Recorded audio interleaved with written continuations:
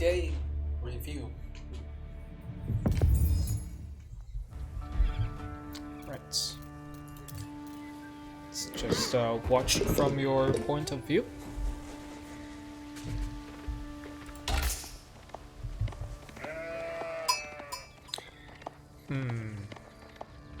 Okay.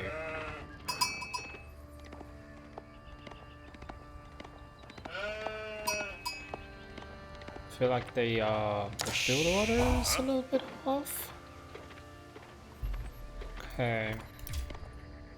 Alright, so now the most popular build order for English right now is to get a very fast farm, which requires you to leave 2 villagers on sheep, 2 send straight onto wood, build a lumber camp, 2 straight to gold to get a mining camp, and all the following workers will be rallied onto sheep until you have like 4 or something. You need to watch BeastyCutie's English guide. Just watch BeastyCutie English guide and copy his exact build order, exactly what he does, step by step, and I'm sure you will improve a lot. And alternatively, if you don't want to play the farming version, you could also play the standard, the classic build order, like playing like a French, like leave all the villagers on, put all the initial villagers on food, and then just keep rallying them on food until you are at 8 or 9 villagers, and then start rallying them to gold until you have 2 or 3 villagers on gold, and start rallying them onto wood, and then you get another villager on food. You have 8 on food, 3 on gold, the others on wood. Usually I do double scouts. It's pretty nice to have 2 scouts, so you can get more sheep and you can defend stuff, you can harass your opponent, you can get deer when you are playing against Rus, you can defend against the Mongols Khan. Alright, so that is that. And here's another point, is that when you're getting sheep, you don't have to send scouts straight go around and come back making a circle. What you can do is just to select the sheep here like this, and then click here, select sheep, and click, let the sheep walk themselves to the TC, and then send scouts straight away across the map to see your opponent or to get more sheep. So now you're, instead of discover more area, you are running around in the space that you have already discovered, that is already within your vision. So that is a waste of the scout time. Alright, speed up a little bit.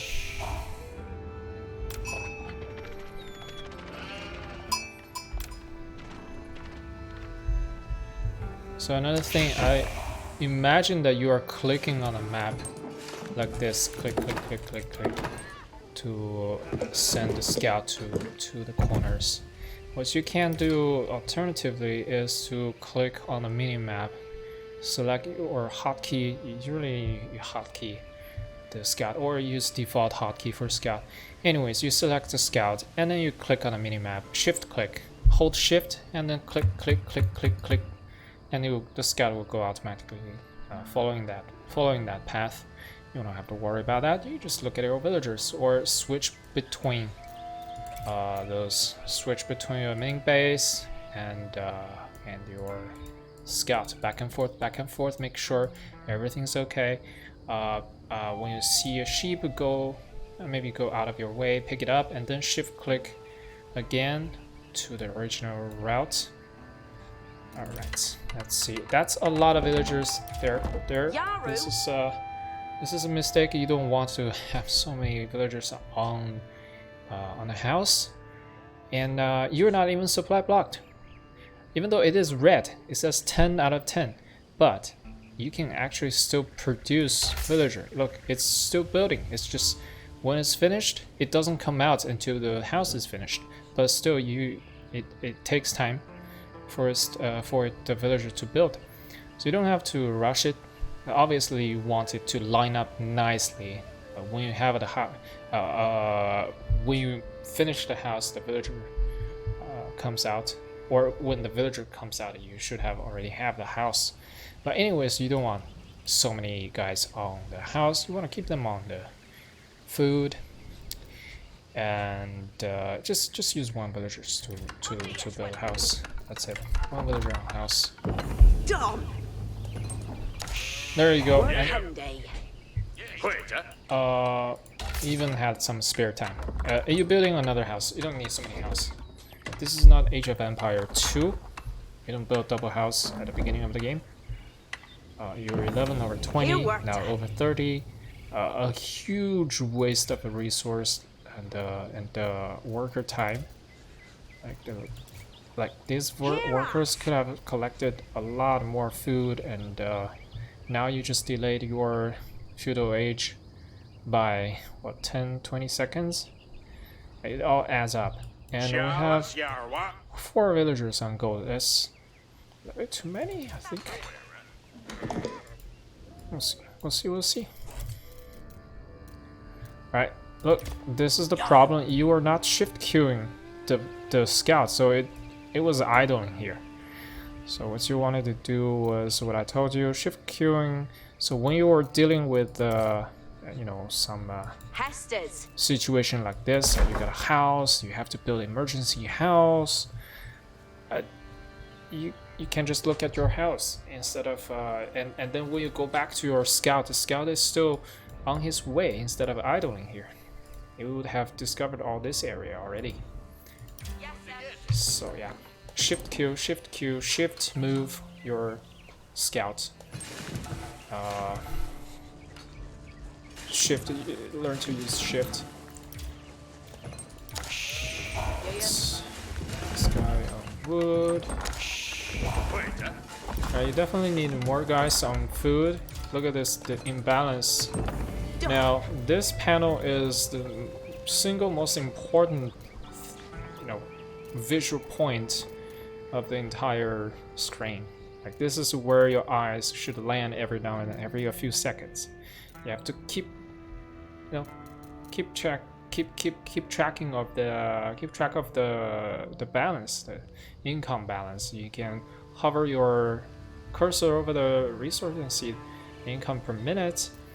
Just check the worker count. How many guys are working on the food? How many are the gold? Right now you have way too much gold. You don't need so much gold as English in early game, and you're still mining more and more gold. Every minute you are bringing in 150 gold. That is 150 less of food, and you're delaying your feudal by another half minute or even 1 minute. Just simply because you don't have enough guys on food and you have too many guys on gold. So yeah, once again, learn a build order to know exactly how many workers to put on food, how many to put on gold.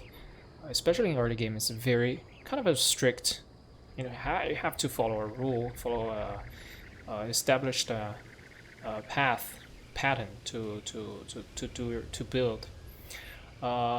And when it goes into mid game, it kind of goes more freestyle. You can be more. You can have one more villager or less villager on certain resource. Doesn't matter. Depends on the situation.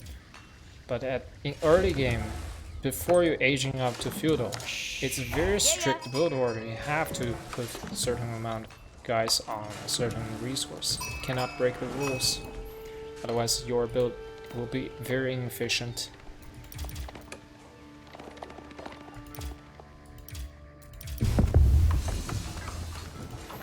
Okay, we're aging up.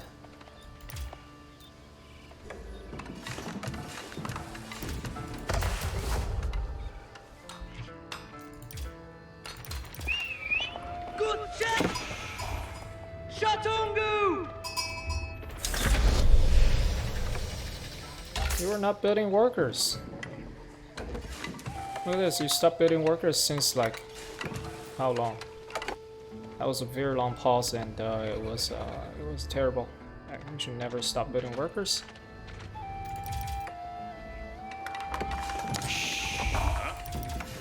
Okay, that's another thing. Like that's why you see pro players switching between TC and the scouts, or their production building back and forth, like click,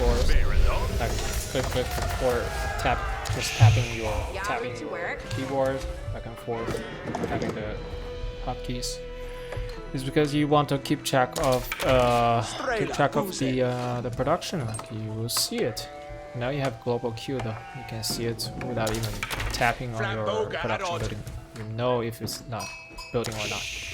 Okay, getting a lot of lumbermen. Getting aggressive maybe.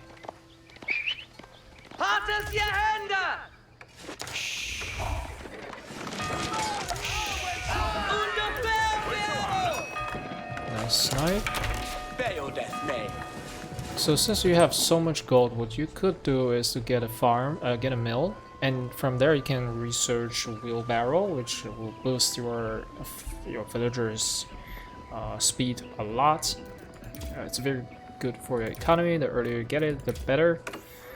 And also English farm is cheaper and more efficient. You can just start building farm as well if you like.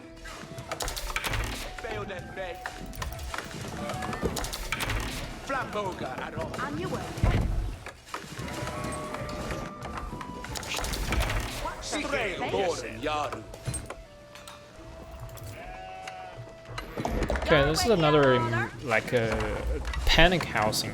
Like you don't need to put 2 guys on the house, just 1, and you always go like a 10 population ahead. Okay, so you have to keep your eyes on this little panel here. You get it. Keep track of this your population all the time. Keep track of your economic balance all the time. These are the basics. Okay, getting a deer. Yeah, 1 deer is closer to your base. This would be a better option. Deer is great. It's free food resource. Like you just need to invest in a mill. You don't have to invest wood to build farm, which is great. Save up a lot of wood. You can build other stuff. Like you could build a blacksmith or a market or a barracks instead of building farm. So getting deer is very nice, but once again, English has a farm bonus. It's the best farm in the game. So you could totally just go into farm and stay at home, staying on base, being very compact and very defensive. It's going to be very hard for your opponent to harass, especially when your opponent is French. It is a very vulnerable disposition. Like his knight comes in, you have a very long way to go home to find shelter, so it's very vulnerable. Generally not advisable to proxy a mill this far just to get some food. Alright, you're banking up a lot of resources. They're probably gonna age up very soon. Yes, sir. Aging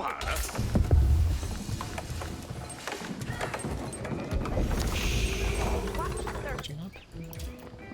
Longbowman action. So here's another thing, you didn't scout your opponent. So where's your scout anyway? Where is your scout? My scout is here doing nothing. You should have scouted around his whole base. You should have scouted where his stone is, where his gold is. Okay, you see his gold. That is a very typical weak point. You can exploit, you can attack. To deny French gold is really good because their knights require a lot of gold to build. They are gold heavy civ. But look at this, entire base is in black. You don't see anything. That is not good. You don't know where his wood line is. You don't know if he's mining wood here or here. Probably here because you already see it coming. So yeah, use your scout a little bit more. Especially you can fully utilize taking advantage of the longbowman range with scout. Because longbowmen have longer range than archers, typical archers, so you can shoot really far. Especially if you have a scout, you can shoot into his wood line behind the trees, it's gonna be super annoying to deal with as French. A white tower? Okay, this is no, you don't want to get. This is like a keep, and it's very super defensive. You don't want it here. What you could do is to drop it in front of your opponent's base, but it's kind of a cheesy play, or drop in the middle of the map. It's a kind of cheesy play and risky. You really want to get King's Palace to get it's like a second TC, so you can boost your economy by building a lot of workers, a lot of villagers, double producing villagers. So this is not something that people tend to build.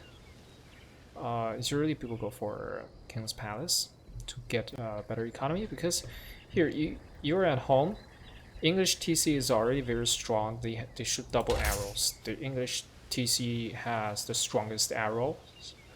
So you don't really need a keep to defend your main base here, because this TC is covering basically everything except for the gold is a little bit vulnerable.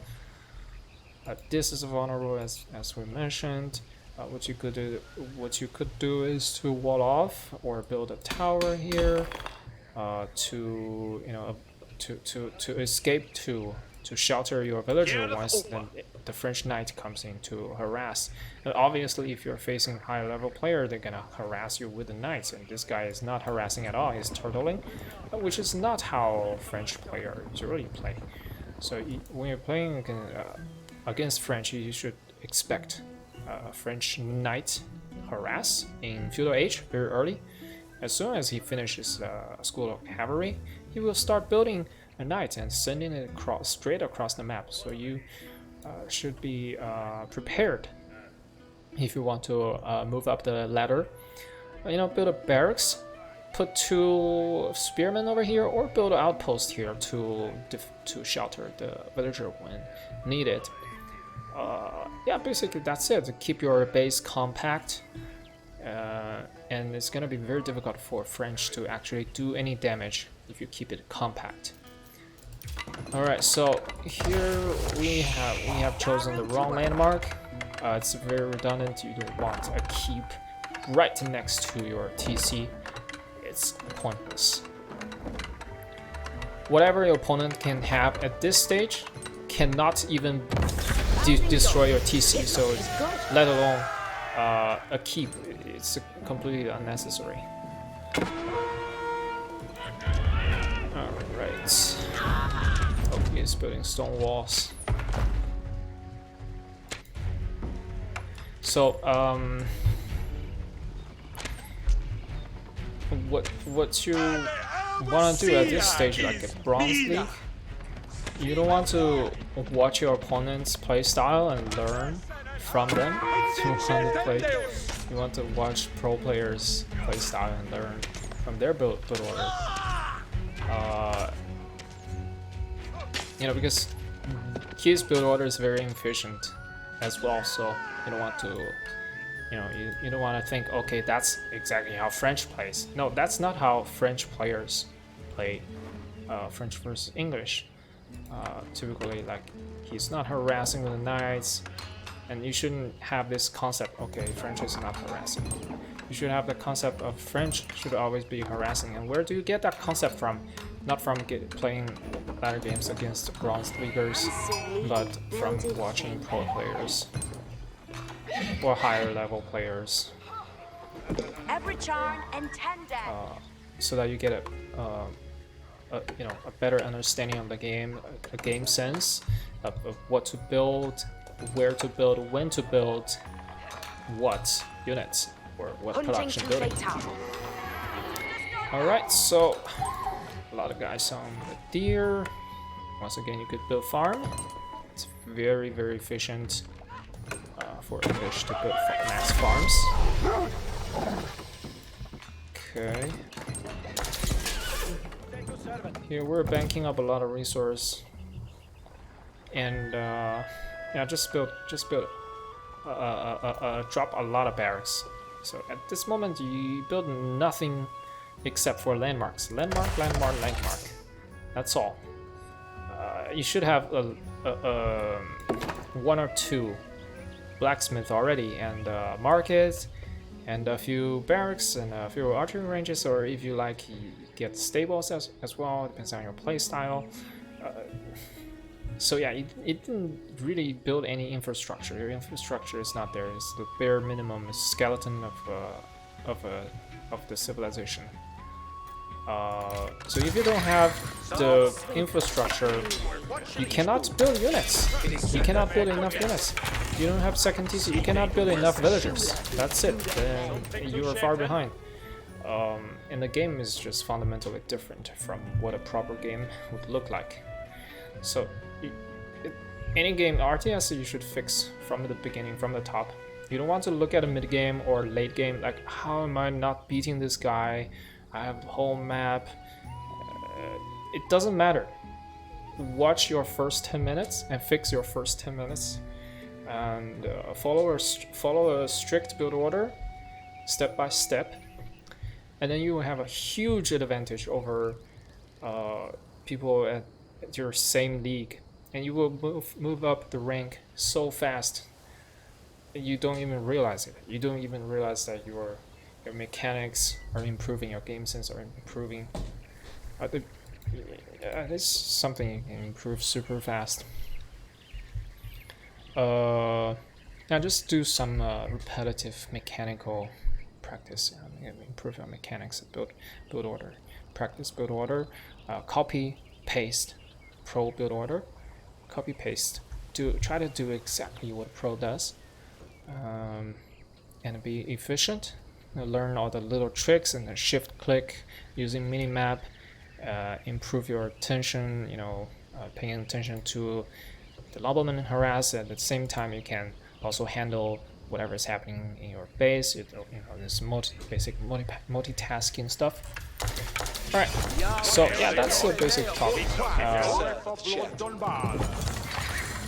This is becoming a very long video, obviously. We're gonna just take a look at the whatever's happening right now. Okay. Kind of curious about the game, how it went.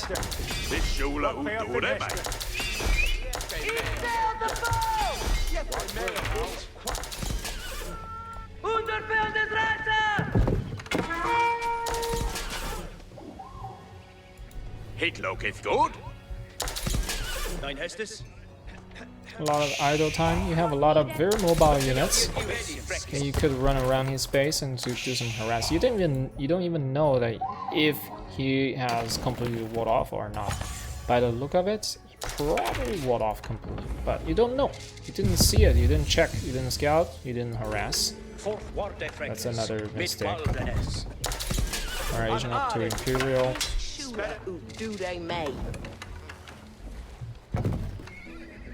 It's a 40 minutes game. William Trebuchet.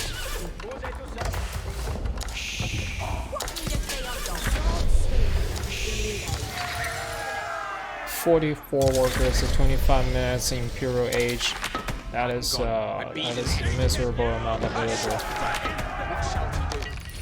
At this time, you should have like 120 villagers, and you have 44. This is like a benchmark. You need to know a few benchmark, like at what minutes I should have this amount of villagers, or at this minute I should have this amount of units. And you just keep playing custom games versus the AI and try to get that number. Like if a pro can get to 120 workers at 25 minutes, why can't I get that many villagers? I can get there too, right? So here you see the difference. You have 44 workers at 26 minutes. It's super. It's too few. It's not. It's a fraction of what you need at this stage of the game. So basically it involves how to get more villagers. It involves constantly building villagers. You're not queuing up villagers, by the way. And also you need to get more TCs if you want to get boom and get a better economy in late game, get the upper hand in terms of a resource. You need to have more TCs than just one, especially in if both players are playing turtle, sitting back, nobody's harassing anyone, you definitely need more than 1 TC. So yeah, again, King's Palace is a great landmark for you to get a free second TC. You don't have to mine stone to get your opponent is harassed. That's very nice. Good move by him. Alright, now you realize he's walled off. Can't get in.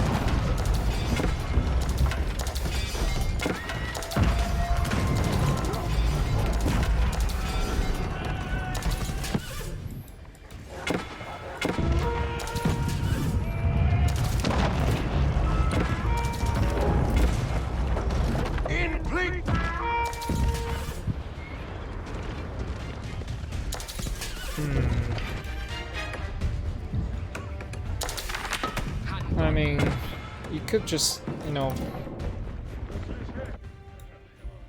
instead of microing all those, you could build a lot more infrastructure, building 5 more barracks, 3 more siege workshop, 10 archery ranges. Just keep building stuff, so you can reinforce a lot faster. Also, you can build more siege weapons faster, so you can actually break his defense over here. Yeah, the ram is a good choice.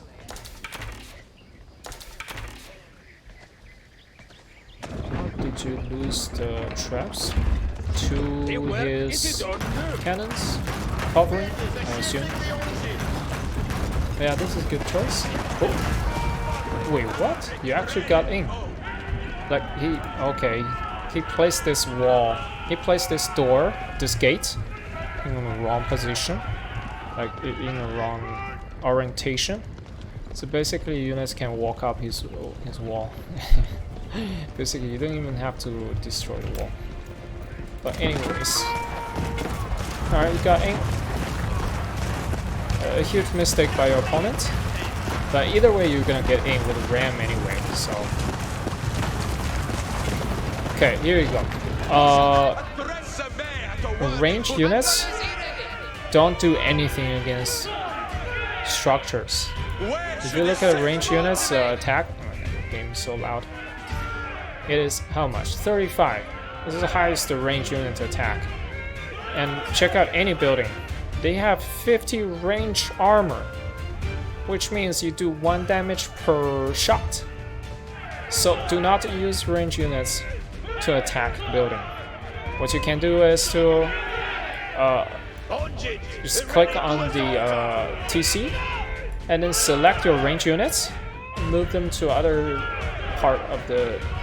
Okay, he doesn't have any villagers. I guess that's why you were attacking TC, because there's no other target. But ideally in a game, can we mute this shouting? Like, ideally in a real game, a higher level game, your opponent would have farms, would have tree lines, gold, would have villagers everywhere. What you want to do, or you can do, is to send a small group of range units over here, small group over here, another group over here, so that he cannot, you know, send his villagers back to work. Keep them in the shelter, in the keep, in the tower, in the TC. You're gonna destroy his economy. You can kill whatever villager that is exposed. That is huge damage to his economy. But yeah, your opponent is playing like a campaign. It's walled up like in a square. It's really looks exactly like a campaign game.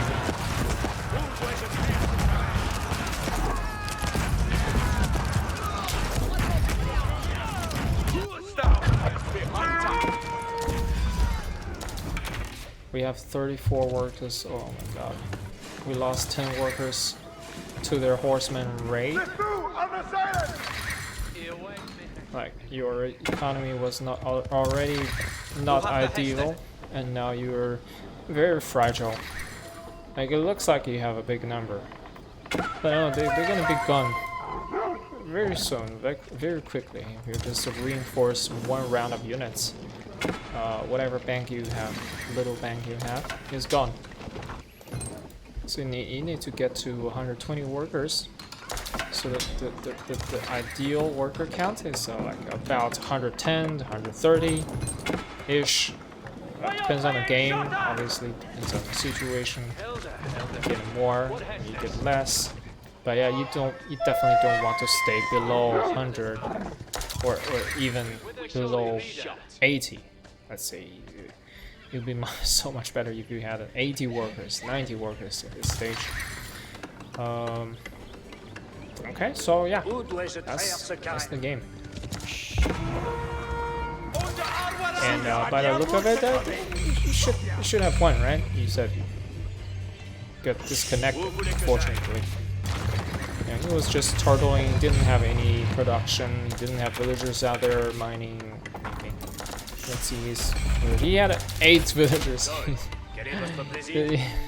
He lost all his villagers, or he didn't build a villager in the first place. But either way, he's in terrible position. There's nothing he can do to stop you from building mass siege and just kill him.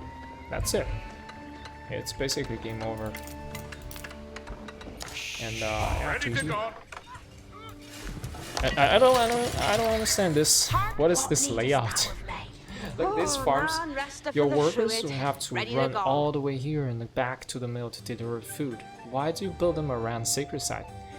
Nobody does that. It's so weird.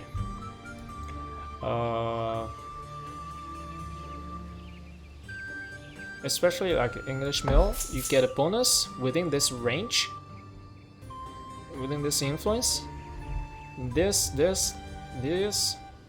you all get bonus from these ones. You get a more, look at this, you get a plus 30% harvest rate in Imperial Age. So it's a great bonus. So you want to build a farm within the range of the mill.